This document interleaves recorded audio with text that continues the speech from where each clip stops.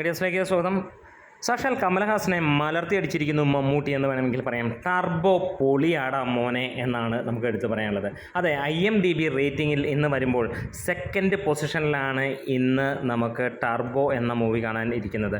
IMDbയിൽ ആ റേഞ്ചിലാണ് സിനിമ നിൽക്കുന്നത്. സിനിമ ഇറങ്ങാൻ 17 ദിവസങ്ങൾ കൂടെ നിൽക്കുമ്പോൾ ഒരു കാര്യം ഉറപ്പിക്കുന്നു, ടർബോ ഏറ്റവും കൂടുതൽ ആളുകൾ പ്രതീക്ഷിക്കുന്ന സിനിമയിലേക്ക് വന്നിരിക്കുന്നു എന്നുള്ളതാണ്.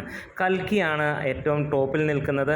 അപ്പം അതിനടുത്തൊന്നും നമുക്ക് ഇന്ത്യൻ 2 എന്ന് പറഞ്ഞ സിനിമ കാണാനില്ല. നമുക്കറിയാം, മലയാളത്തിലെയും അല്ലെങ്കിൽ ഇന്ത്യൻ സിനിമയിലെ തന്നെ ഏറ്റവും വലിയ 2 നടന്മാരാണ് കമലഹാസനും മമ്മൂട്ടിയും. ഒന്നിനൊന്നിന് ഗംഭീരമായ നടന്മാരാണെങ്കിൽ നമുക്കൊരു കാര്യം പറയാം, ഏത് ഭാഷയിലുള്ള നടനെ എടുത്ത് വെച്ച് നോക്കുമ്പോൾ കമലഹാസൻ ഒരു 1.5 പടി മുന്നിലാണ് നിൽക്കുന്നത്. കാരണം കംപ്ലീറ്റ് ആക്ടർ എന്ന് നമുക്ക് പറയാൻ കഴിയുന്നത് അദ്ദേഹത്തെ മാത്രമാണ്. എല്ലാ രീതിയിലും എല്ലാം കൊണ്ടും ഈ പറഞ്ഞ പോലെ ഏത് സിനിമയും ഏത് കഥാപാത്രവും ചെയ്യുന്ന ഒരേ ഒരു നടൻ, ദ കംപ്ലീറ്റ് ആക്ടർ കമലഹാസൻ. പക്ഷേ ഇന്ന് നമുക്ക് കാണാൻ കഴിയുന്നു അത്രയ്ക്കൊന്നും ഇല്ലാത്ത മമ്മൂട്ടി.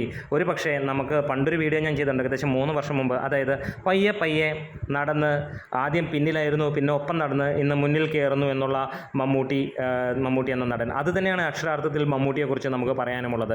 ആദ്യമൊക്കെ കമലഹാസൻ്റെ സിനിമകൾ കണ്ട് കൊതിച്ച് കോളേജിൽ പോയിരുന്ന മമ്മൂട്ടി സിനിമാ നടനായി വന്നു കഴിഞ്ഞപ്പോൾ കമലഹാസൻ്റെ 7 ഇലത്തില്ലാതിരുന്ന ആ മമ്മൂട്ടി പിന്നീട് കമലഹാസൻ്റെ ഒപ്പം നടക്കുന്ന ഒരു കാഴ്ച നമ്മൾ കണ്ടു.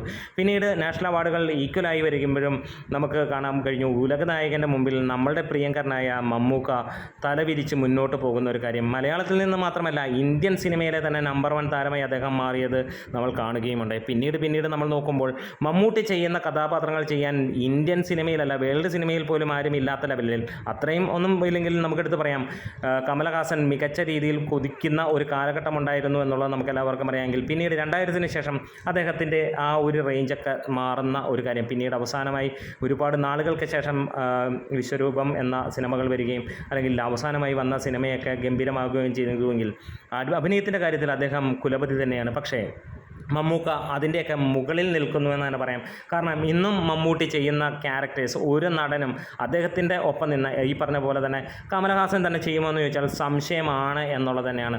പാപനാശം പോലെയുള്ള സിനിമ മോഹൻലാലിൻ്റെ ദൃശ്യം എന്ന സിനിമയെ വെച്ച് കമ്പയർ ചെയ്യുമ്പോൾ നമുക്ക് മനസ്സിലാവുന്നുണ്ട് എന്താണ് മോഹൻലാൽ ചെയ്തു വെച്ചിരിക്കുന്നതും കമലഹാസൻ ചെയ്യുമ്പോൾ എത്രത്തോളം വ്യത്യാസമുണ്ടായിരുന്നു എന്നുള്ളതും.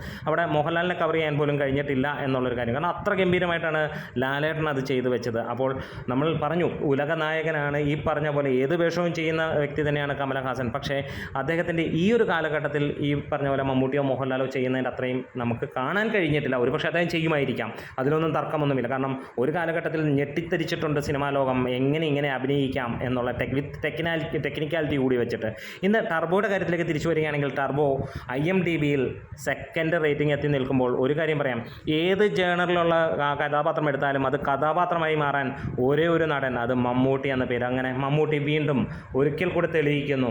കമലഹാസനെയും മലർത്തി അടിച്ച് മമ്മൂട്ടി മുന്നിൽ ടർബോയിലൂടെ നമുക്ക് കാത്തിരിക്കാം. Grey medias.